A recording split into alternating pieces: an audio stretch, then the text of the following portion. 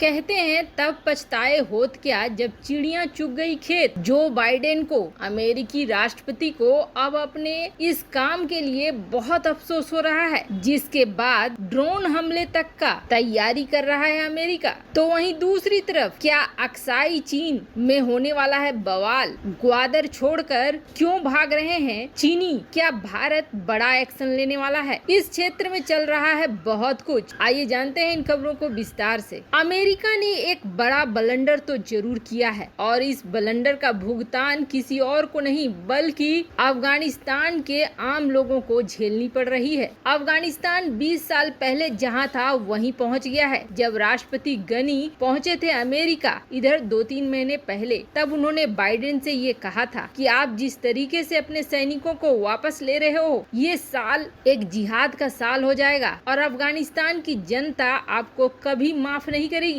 अफगानिस्तान में ये जगह है बगराम एयरबेस। ये वो जगह है जहां 20 साल तक अमेरिकी सैनिकों ने राज किया, यहाँ से अपने ऑपरेशंस को अंजाम दिया। सिचुएशन ये थी कि बगराम एयरबेस के आसपास कोई भी नहीं दिखता था और यहाँ तालिबानी फटकने की कोशिश भी नहीं करते थे। लेकिन इस जगह को रातों रात अमेरिकी सैनिक रात के अंधेरे में वीरान छोड़कर चले गए। जो चीजें जहाँ पड़ी थी वहीं छोड़कर चले गए। आलम ये रहा कि अफगान सुरक्षा बलों तक को नहीं बताया गया कि वो यहाँ से जा रहे हैं, जिसके बाद तालिबानी यहाँ भिड़ गए और उन्होंने लूटपाट मचा दी। स्थितियाँ अब अफगानिस्तान में बद से बदतर होती जा रही हैं। तालिबान जगह जगह जिलों पर कब्जा करते जा रहे हैं और जहाँ जहाँ वो कब्जा कर रहे हैं वहाँ वहाँ अपने नियमों को लागू कर रहे हैं। और उनके नियम कितने खतरनाक हैं ये सभी जानते हैं। वो बिल्कुल सरिया कानून और बिल्कुल रूढ़िवादी तरीके से चलते हैं। वहाँ के आम लोग, आम जनता, महिलाएं सभी अब दमन का शिकार हो रहे हैं। साधारण भाषा में कहें कि जिस समय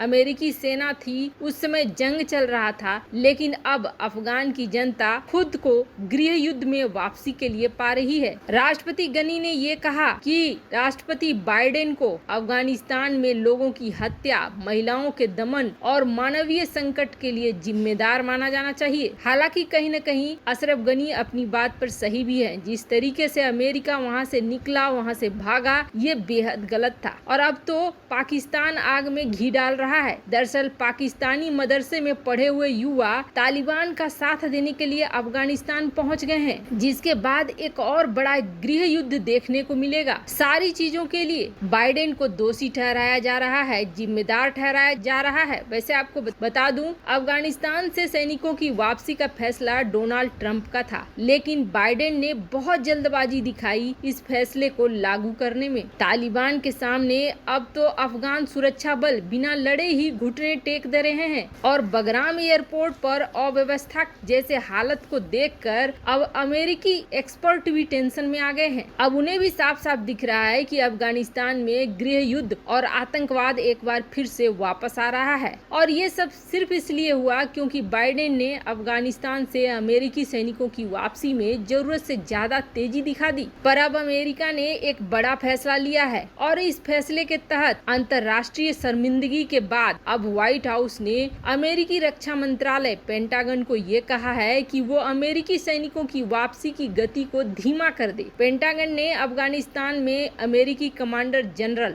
ऑस्टिन मिलर और उनके सैकड़ों सैनिकों को अभी वहीं बने रहने के लिए कहा है। अमेरिका की कोशिश है कि इसके जरिए अफगानिस्तान के लोगों के सदमे को कम किया जाएगा। साथ ही साथ आसपास एक ऐसे बेस की तलाश की जा रही है जिससे ड्रोन हमले किए जा सके, खास करके इन आतंकवादियों पर, इन तालिबानियों पर जो कि अफगान सेना से लड़ रहे हैं। वैसे अमेरिका का ये फैसला अफगान को कितना मदद पहुंचा पाएगा ये तो आने वाले वक्त में ही पता चलेगा। पर अमेरिका के इस फैसले के साथ कई रुकावटें भी हैं, जैसे पाकिस्तान में अगर एयरबेस बनाता है अमेरिका तो पाकिस्तान को मुंहमांगी रकम देनी पड़ेगी। वैसे फिलहाल भारत से बुरी तरीके से डर गया है चीन और पाकिस्तान और भारत के मॉडल का असर भी देखने को मिल रहा है। दरअसल ये इलाका है बलूचिस्तान और यहाँ पाकिस्तान ने हजारों बेगुनाह लोगों को जान से मारा। अब इस पाकिस्तान को भारत से डर लग रहा है, जिसकी वजह से घुटनों पर आ खड़ा हुआ है। पाकिस्तान को अब ऐसा लग रहा है कि कश्मीर के अंदर जो हालात थे, अब वो हालात बलूचिस्तान में आ गए हैं। भारत के डर का साफ साफ असर भी दिख रहा है। उन्होंने भारत पर आरोप भी लगाना शुरू कर दिया है कि भारत बलूच युवाओं को भड़का रहा है, जिसकी वजह से बलूचिस्तान में माहौल खराब हो रहा है। अब डर का हालात ये हो गया है कि इमरान खान ग्वादर पहुंचे थे। यहाँ उन्होंने बलूच लोगों को अपने पाले में करने के लिए कई तरह की बातें कही। जैसे उन्होंने ये कहा कि पिछली सरकारों ने गलती करा है, हम आगे गलती नहीं करेंगे, हमारी जो भी आपकी शिकायतें हैं हम उसे दूर करेंगे। बलूचों को विकास का सपना दिखाने की कोशिश कर रहे इमरान खान को ये समझ में आ गया है कि CPEC प्रोजेक्ट को आगे नहीं बढ़ाया जा सकता है बलूचों को साथ लेने के बगैर। अब चीन का यहाँ पे 62 अरब डॉलर का दाव लगा हुआ है, लेकिन चीन ग्वादर में ही चीनी नौसेना अड्डा बनाने की तैयारी कर रहा है, ताकि भारत पर प्रेशर बनाने के साथ साथ चीनी नौसेना फारस की खाड़ी में भी अपनी पकड़ को मजबूत कर सके। लेकिन बलूचिस्तान में आजादी समर्थक क्रांतिकारियों ने पाकिस्तान सरकार के साथ साथ चीनियों के खिलाफ बिगुल फूंक के रखा हुआ है। पर अब इस इलाके में भगदड़ सी मच गई है। टॉप चाइनीज कंपनी जो यहाँ पर आ चुकी थी, जिन्होंने सीपेक के अंदर यहाँ पर बसेरा बना लिया था, अब इन लोगों ने जिनपिंग से ये मांग करनी शुरू कर दी है कि ये इलाका अब खतरे से खाली नहीं है, इसलिए जो भी हेडक्वार्टर्स हैं उनको यहाँ से हटाया जाए। पाकिस्तान में अब ये जगह हाई रिस्क वाला जगह बन गया है, ठीक वैसे ही जैसे एक समय कश्मीर हुआ करता था। अब ये कंपनियां,